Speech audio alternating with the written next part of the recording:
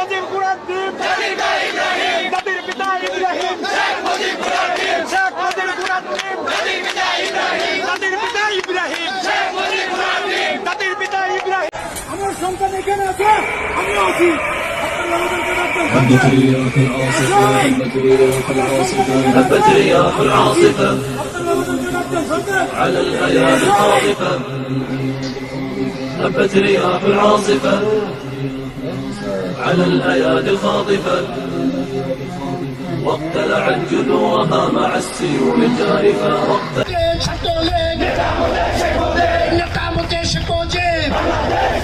এই মৌলবাদী শক্তিকে এই বাংলাদেশ থেকে বিতাড়িত করব। আর একটা যুদ্ধ অপরাধী করতে হবে। সবাইকে পিটাবো, হুজুর চিনি না, পুরোহিত চিনি না, মোল্লা চিনি না, জাতির পিতার বিরুদ্ধে যে কটা দাঁড়াবে সব কটাকে পিটানো হবে।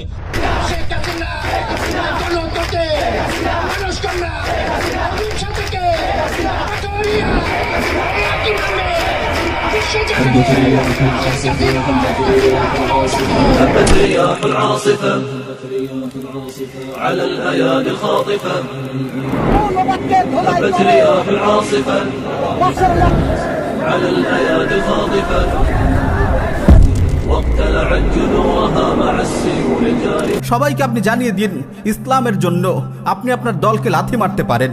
তাওহীদি চেতনার জন্য আপনি মুক্তিযুদ্ধের বস্তা পচা চেতনাকে ডাস্টবিনে ছুঁড়ে ফেলতে পারেন। ঈমান বাঁচানোর জন্য আপনি তাগুতি সংবিধানকে টয়লেটে নিক্ষেপ করতে পারেন। ঈমান সবার আগে, ইসলাম সবার আগে, তাওহীদ সবার আগে, কুরআন সবার উপরে, রাসূলুল্লাহর সুন্নাহ সবার উপরে, ইসলামী শরিয়া সবার উপরে। এটি একজন মুমিনের চেতনা, এটি একজন মুমিনের চেতনা। শেখ মুজিব কুরআন দ্বীপ জাতির পিতা ইব্রাহিম শেখ মুজিব কুরআন দ্বীপ জাতির পিতা ইব্রাহিম শেখ মুজিব কুরআন দ্বীপ জাতির পিতা ইব্রাহিম। আমার সন্তান এখানে আছে, আমিও আছি। আপনার বাবাদেরকে ডাকতেন, সন্তান আসুন।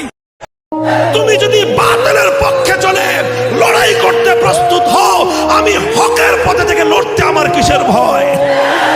তুমি যদি বাতিলের পক্ষ হয়ে লড়াই করার জন্য ময়দানে নামতে পারো, আমি হকের জন্য শুধু ময়দানে নয়, রক্ত দেওয়ার জন্য প্রস্তুত আছি।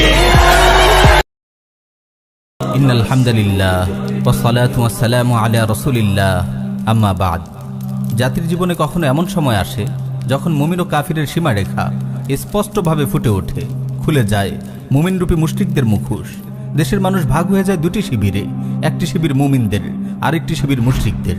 আমাদের মনে হয় আজ সেই সময় এসে গেছে। প্রিয় উম্মাহ, ইসলাম মানে আল্লাহর শরিয়ার সামনে আত্মসমর্পণ। যে ব্যক্তি আল্লাহর নাযিলকৃত শরিয়ার সামনে আত্মসমর্পণ করে সেই মুসলিম। কোরআন সুন্নাহর যে কোনো অকাট্য বিধান সামনে আসার পর যদি কেউ সংবিধানের দোহাই দিয়ে, দলের দোহাই দিয়ে, রাষ্ট্রের দোহাই দিয়ে, মুক্তিযুদ্ধের চেতনার দোহাই দিয়ে তা মানতে অস্বীকার করে কিংবা সেই বিধানের বিরুদ্ধে কথা বলে, সে নিশ্চিত রূপে কাফির, কোনোভাবেই মুসলিম নয়। আজ দেশের ওলামায়ে কেরাম যখন ভাস্কর্যের শিরকের বিরুদ্ধে সোচ্চার হয়েছেন, তাগুত শাসক গোষ্ঠী ও তার চালাচামুন্ডারা আল্লাহ ও তার রাসূলের বিরুদ্ধে যেন রীতিমতো যুদ্ধ ঘোষণা করেছে। আমরা ঠিক বুঝতে পারছি না এটি কি আওয়ামী সরকার নাকি মালন ভারতের এজেন্ডা বাস্তবায়নকারী হিন্দুত্ববাদী মুশরিক সরকার। যেসব কুলাঙ্গার মুসলিমের বাচ্চা হয়ে শিরকের পক্ষে, ভাস্কর্যের পক্ষে কথা বলছে, আলিমদের সঙ্গে বেয়াদবি করছে, এরা কি মুসলিম নাকি মুশরিক? এটা কি রাসূল সাল্লাল্লাহু আলাইহি ওয়াসাল্লামের অনুসারী নাকি কোরআন বাদ দিয়ে দেশের উপর কুফরি সংবিধান চাপিয়ে দেয়া কুলাঙ্গার শেখ মুজিবের অনুসারী? এরা মূর্তি বিনাশকারী, জাতির পিতা সাইয়্যিদুনা ইব্রাহিম আলাইহিস সালাতু ওয়াস সালামের সন্তান, নাকি সুদী অর্থ ব্যবস্থা প্রতিষ্ঠা করে আল্লাহ ও তার রাসূলের বিরুদ্ধে যুদ্ধ ঘোষণাকারী ফাসিক শেখ মুজিবের সন্তান? প্রিয় উম্মাহ, আজ সময় এসেছে নিজেদের আত্মপরিচয় প্রকাশ করার। আমাদের জাতির পিতা কে? তাওহীদের মহান সেনাপতি আল্লাহর নবী ইব্রাহিম খলিলুল্লাহ, নাকি আল্লাহ তার রাসূলের বিরুদ্ধে বিদ্রোহের পতাকা উত্তোলনকারী শেখ মুজিব? হাসরের ময়দানে আপনি কার সঙ্গে থাকবেন? তাওহীদি চেতনার প্রাণপুরুষ আল্লাহর নবী সাইয়্যিদুনা ইব্রাহিমের সাথে, নাকি গণতন্ত্র, সমাজতন্ত্র, জাতীয়তাবাদ ও ধর্মনিরপেক্ষতার মতো বড় বড় কুফরের খলনায়ক শেখ মুজিবের সাথে? আপনাদের সামনে এই দুটি অপশন আছে।